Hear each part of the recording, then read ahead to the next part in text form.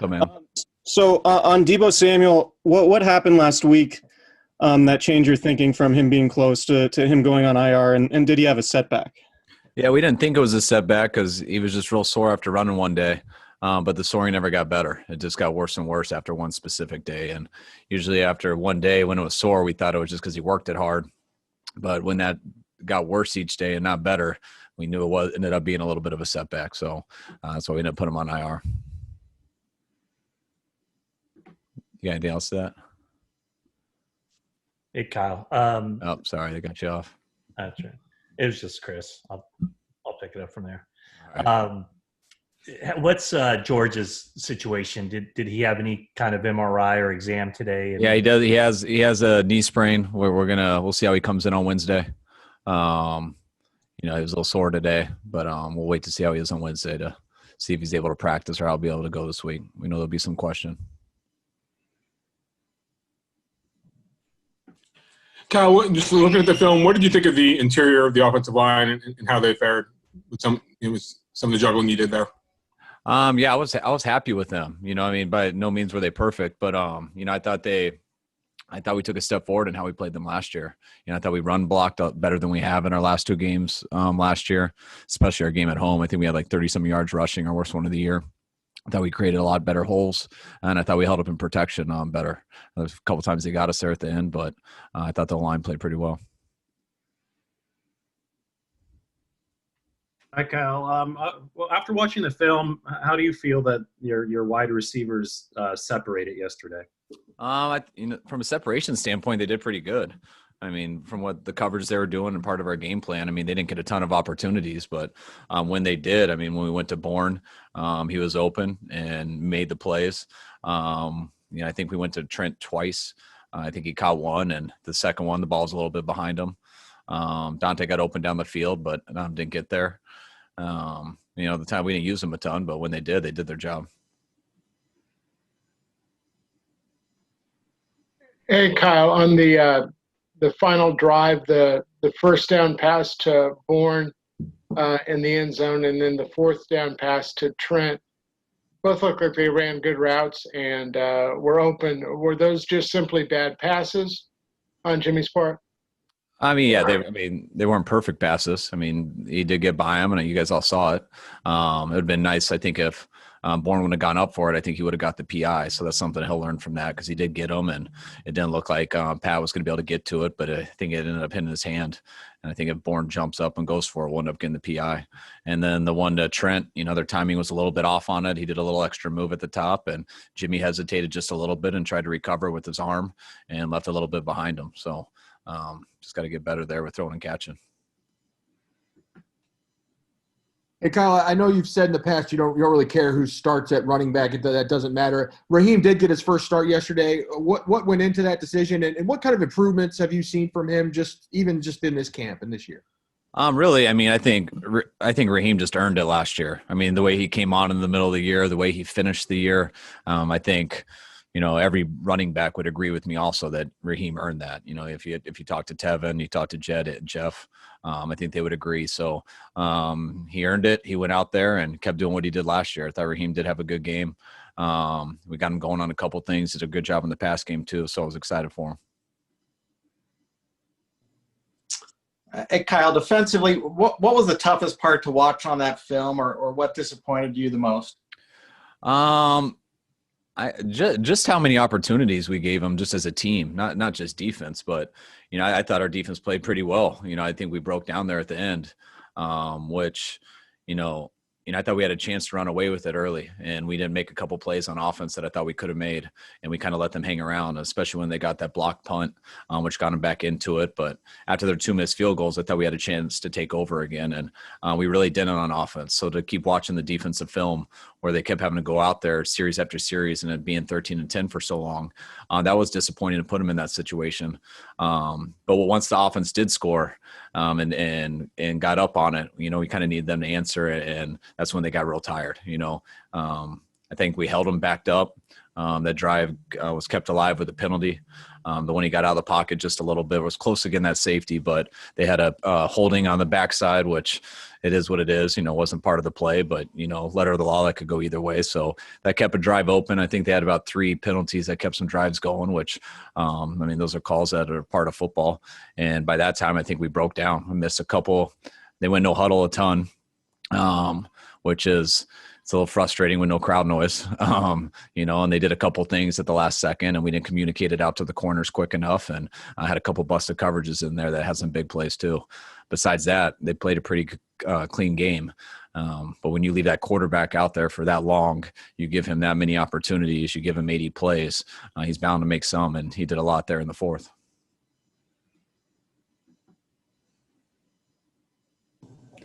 Kyle, your defense had trouble keeping Kyler Murray in the pocket. You'll have to face him again this season and many more times in the future. Russell Wilson as well. What's your plan to keep those type of mobile quarterbacks in the pocket? That's always a challenge. It's a challenge with all mobile quarterbacks. So you're going to try as hard as you can, but you're not always going to be able to do that. I thought there were a number of times yesterday that when he did break out of the pocket, we were able to contain him pretty well. The worst one was a 3rd and long where we didn't stay in our lanes very well. We got up the field too much. I think it was a 3rd and 17, and he broke to the left, and we have too many guys in coverage, and that was one we were very undisciplined on. Besides that, I thought we handled him decent till it started to break towards the end, but he's going to get his yards scrambling. We're just trying to hold it before he gets a first down. And unfortunately we had 2 personal fouls on those. So you end up giving them 18 more plays on the day, which is way too many more opportunities. And then we got a blitz, and when we blitzed, we got aggressive, which I'm glad we did. But he got through there. When that happens, he ran for a touchdown. I would like to not have given those 18 more tries by, when he slides, we can't touch him. It's part of it. When he dives, we can't touch him either. I know they're not the most aggressive fouls and they frustrate everybody, but it is the letter of the law and that is the rule, and it's kept them on their field. And we got to make sure that it's hard enough to do that. We can't give them free first downs. Kyle, there was a report a couple of days ago that you guys were poised to sign Ziggy Ansah. Is that still happening? And if the answer is yes, is he somebody that you've looked at in free agency in the past couple of years? Well, I've always been a fan of Ziggy, playing against him and stuff. He's always been a real good player. And with Chris having such a good relationship with him over the years, coaching him in Detroit, so we've always kept in contact with him. And I don't know what the plan is yet, but we're bringing him in tomorrow to work him out, see where he's at, and we'll see how it goes. But we'll decide that tomorrow. Kyle, what have you seen so far from Jerick McKinnon? It's been a long time since he's been on the field. He had a nice showing yesterday. Is his progress going according to plan? And then also, how did your offensive line look to you after watching the film? I was real happy for Jet. I thought Jet played well, had some key plays for us. I know he would have liked to catch that ball, which I think we would have got a field goal there at least. I think it was like 3rd and 8, or at least attempted a field goal. We ended up having to punt. But Jet played very well, and it was just him being out there was an accomplishment. I think it had been on about 1,000 days since he had played, and what he's gone through to get back. He's as good of a guy as there is. So everybody was pulling for him. He's worked as hard as he can, and he's also a player who's going to help us out a lot. So, and the O-line I was happy with. I kind of said a little bit earlier, but we took a step forward in how we played them last year as an O-line. I thought we protected better and ran the ball better. Kyle, were you guys able to further assess Richie James' hamstring injury? And also with that, how comfortable do you guys feel right now with your depth at wide receiver? We got to see how he feels Wednesday, but I'm definitely concerned. Our guys are going out. We lost 3 before this started, and then with Richie would make 4 if he's not able to go this week. So got a couple of guys on practice squad. We'll see how this pans out. Just like last week, we didn't really know till the end of the week, and still hoping to get possibly Ayuk back this week. I'd be surprised if we don't, which helps. But Richie, I don't know yet. So that'll definitely be a fluid situation all week, just like it was last week. Kyle, Kittle played throughout the second half. Obviously wasn't as big a factor in the passing game as he usually is. I'm not sure how you evaluated him in the run game, but was there any thought to sitting him for parts or all of that half? There's when someone's hurt, there always is. You you don't go get the x-rays or MRIs unless something is there and they need to. So you go off what the player says and what the doctors say, and Kittle was good to go. Came back and did a hell of a job for us in the second half. That had nothing to do with his stats and stuff. That has more to do with how they're playing and the people they're putting on him. And when that happens, you got to go different directions. But no, we were happy with Kittle. And when he tells you he's all right and you look at him, you watch him move, he was good to go in that game. Kyle, after looking at the film, how would you assess Javon Kinlaw's first performance? I was really happy with Javon. You know, he'd been battling here through camp, trying to learn how to play D-line in the NFL while going against all our run stuff and everything. And I think it was really nice for him to get out there and go against someone else. And I thought he had a hell of a game. He made a number of plays. It's also a tough team to do that against, just the way their scheme is, how quickly they have the screens and everything, and the way their quarterback plays. But it was a real good first game for him. Kyle, it looks like Quan Alexander is maybe not quite to where he was at the start of last year. Do you see that? And then are you concerned about that at all? No, I mean, I thought last year, the way he came out, I mean, he played at such a high level right away. And I think yesterday, you know, with the space that their quarterback creates, some of the edges that we weren't very good with in the D line, you know, he put him in some situations that aren't the easiest. He did cause 3 fumbles, which I was impressed with. You know, we didn't get any of them. He still runs around and wants to hit, but I don't think it was his best game. I think he'll have some better ones coming forward, but I'm not concerned. Kyle, back to Debo. Do you have an idea, or could you share what the new prognosis would be? Is the October game against the Eagles too soon for him? No, that's the goal. That's why we had to make that decision, because at first we were told we couldn't put him on IR because the injury happened before camp started.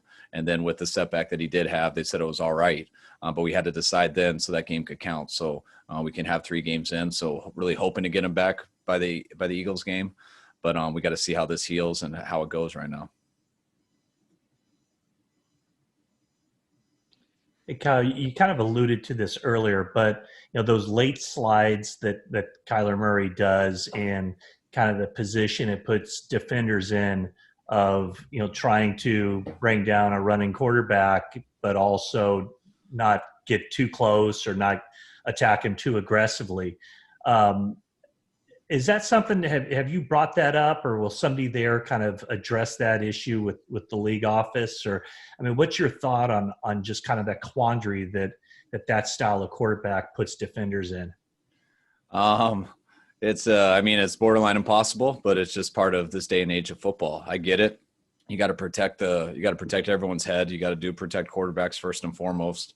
I think the harder thing that's gotten is when a quarterback slides or dives, that's declaring yourself down, which that makes it a lot harder for guys, because when you dive, you're gaining a lot more yards than sliding backwards. They always spot it where the ball is. So guys are going full speed. Now, when they slide, you should be able to get off them without touching them. Sometimes when they go forward, you can't tell the difference between running forward or diving forward. That is almost impossible. So it's a lot harder to not touch the guys. Now, what Kerry did do a really good job of when he was running to him and he dove, he tried not to land on him. He tried to get off him, as well as you could tell his intent was not even close to try to hurt the guy. He's just trying to get there and stop him from running for 100 more yards.